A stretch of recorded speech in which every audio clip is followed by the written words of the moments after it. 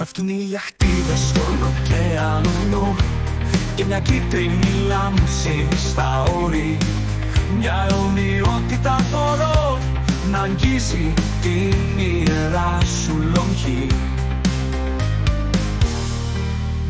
Μια χώρα μυστηρίου εξερευνώ στον κόσμο των αφανών βλεμμάτων.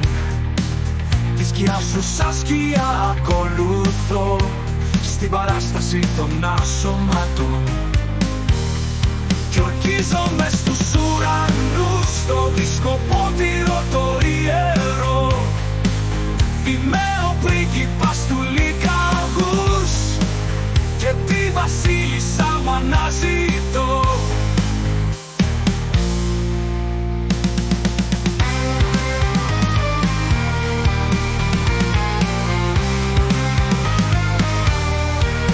Στον πόλεμο των ενοχών η σπίθα της, το αίμα μου στο δρόμο στάσει, σταγόνες στην ασπίδα της. Ο σιδηρούς υπό της χαράζει. Λησμονημένος ο ιερεύς εξαφανίζεται πέρα στην αμυδρή ομίχλη.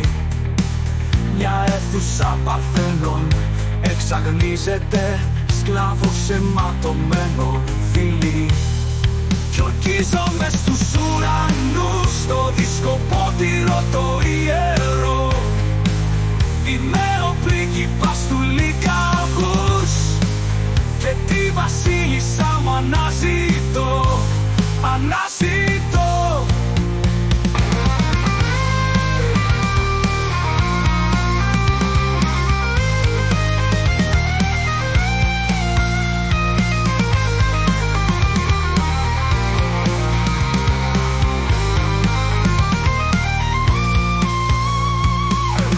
Κρίσης έφτασε η μέρα και η σελήνη ξέρναγε φωτιά. Οι ουρανοί σου κλαίγαν πέρα και ο ήλιος σηκώνονταν ψηλά. Είσαι η πεντάμορφη κι με το τέρας, δεμένο σε μια κρύπτη βασιλική.